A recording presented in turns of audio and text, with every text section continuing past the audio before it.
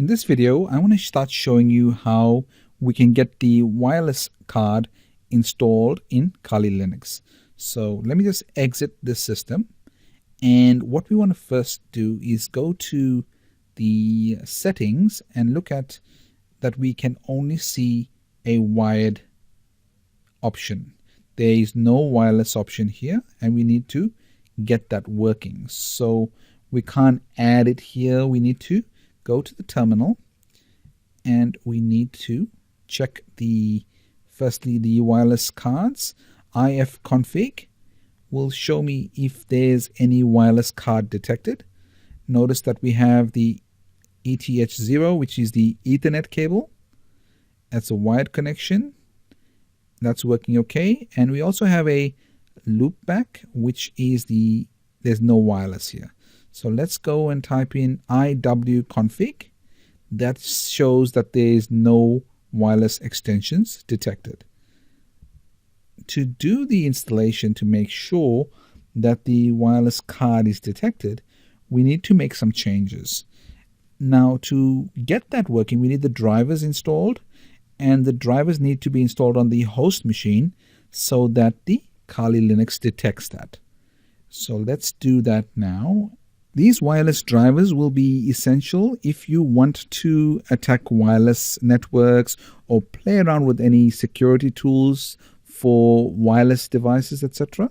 Now, just so you know, the wireless card or the card in your laptop will not work in the Kali Linux environment.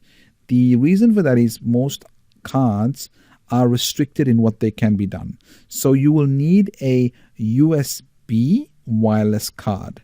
These are very inexpensive and usually retail for about $10 or maybe even €10. You could pick up a wireless card.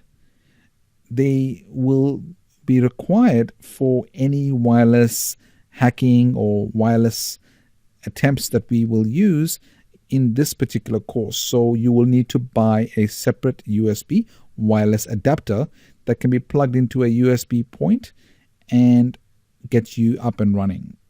Before getting the USB adapter appearing in Kali Linux, we need to make sure that it's attached to the host machine first.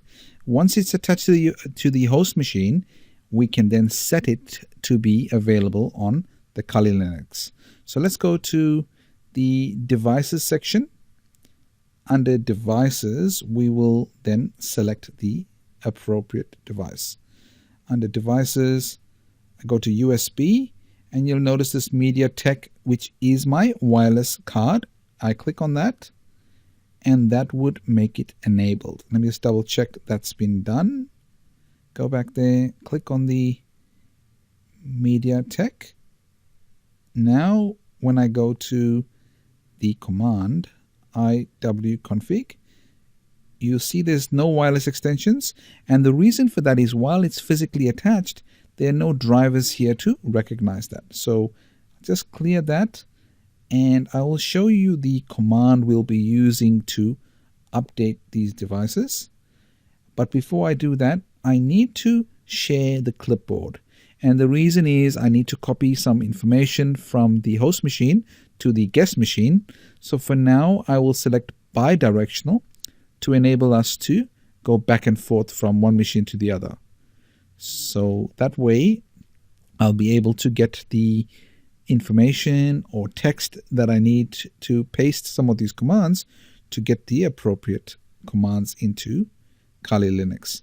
So let me just grab this notepad file, and I'll explain all this later, but for now I just want to go to this apt-get.